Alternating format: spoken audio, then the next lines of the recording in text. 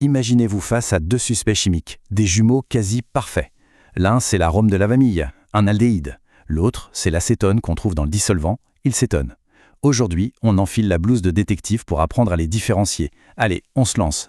Alors, voilà le plan de notre enquête. D'abord, on va se pencher sur ce qui rend ces composés si semblables. Ensuite, on va découvrir un premier indice pour les repérer. Après ça, on sortira les tests spécifiques pour enfin les distinguer, avant de définir notre stratégie et de rendre le verdict final. Le cœur du problème, c'est quoi?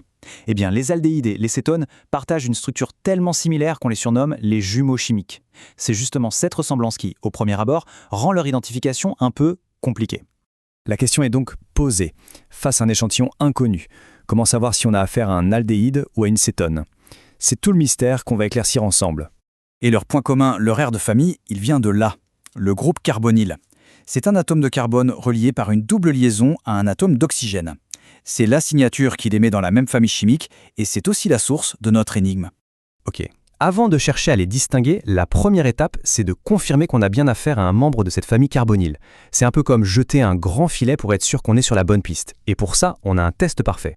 Cet outil, c'est le test à la 2,4 DNPH. Bon, le nom est un peu barbare, c'est vrai, mais sa mission, elle est très simple. Nous dire oui ou non. Est-ce qu'il y a un groupe carbonyle? C'est la toute première étape de notre investigation. Et le résultat? Que ce soit avec un aldéhyde ou une cétone, on obtient un magnifique précipité jaune-orangé. Ça confirme notre soupçon, on a bien un carbonyle sous la main. Mais le mystère reste entier, lequel des deux est-ce? Maintenant qu'on a la certitude d'être face à un membre de la bonne famille, il est temps de sortir l'artillerie lourde.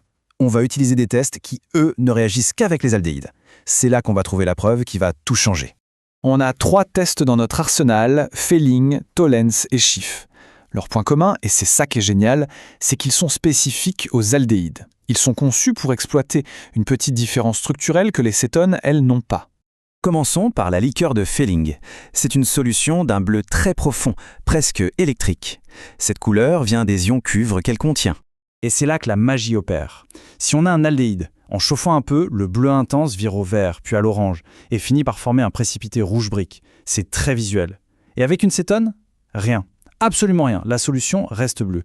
C'est notre première preuve formelle. Notre deuxième outil, c'est le réactif de Tollens. On l'appelle aussi le test du miroir d'argent, et vous allez vite comprendre pourquoi. C'est un test très élégant, un grand classique de la chimie. Le résultat est juste spectaculaire. En présence d'un aldéhyde, une fine couche d'argent pur se dépose sur les parois du tube à essai. Ça crée un véritable miroir. C'est une preuve magnifique et totalement incontestable.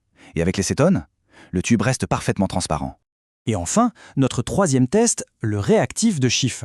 Alors lui, au début, il a l'air de rien. Il est complètement incolore. Mais il ne faut pas s'y fier, car il est extrêmement sensible. Il peut détecter la moindre petite trace d'aldéhyde.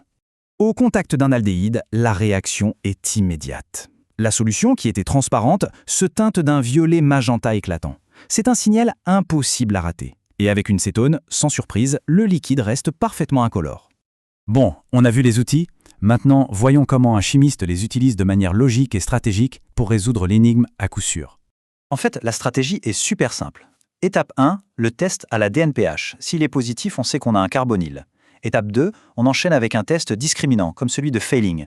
S'il devient rouge brique, c'est un aldéhyde. S'il reste bleu, alors par élimination, c'est une cétone. L'affaire est classée. Mais attention, ce point est vraiment crucial. Pour être absolument certain qu'on a une cétone, il faut les deux tests. Un test de Fehling négatif tout seul, ça ne prouve rien. Mais un test DNPH positif, suivi d'un test de Fehling négatif, là, c'est la combinaison gagnante qui identifie la cétone sans l'ombre d'un doute. Notre enquête touche à sa fin. Il est temps de rassembler toutes les preuves pour rendre notre verdict final. Ce tableau, c'est un peu la fiche mémo parfaite pour notre détective chimiste. On y voit bien que le test à la DNPH est positif pour les deux. Il confirme juste la famille. Mais les tests de Fehling, Schiff et Tollens, ce sont eux les vrais mouchards. Ils ne virent que pour les aldéhydes, ce qui trahit instantanément l'identité de notre suspect. Affaire classée. On sait maintenant comment démasquer un aldéhyde ou une cétone. Mais ça soulève une question encore plus intéressante, non? Pourquoi cette toute petite différence de structure est-elle si importante dans le monde qui nous entoure? Quel rôle elle joue dans l'arôme de la cannelle ou dans les médicaments? C'est une porte qui s'ouvre sur un tout autre mystère.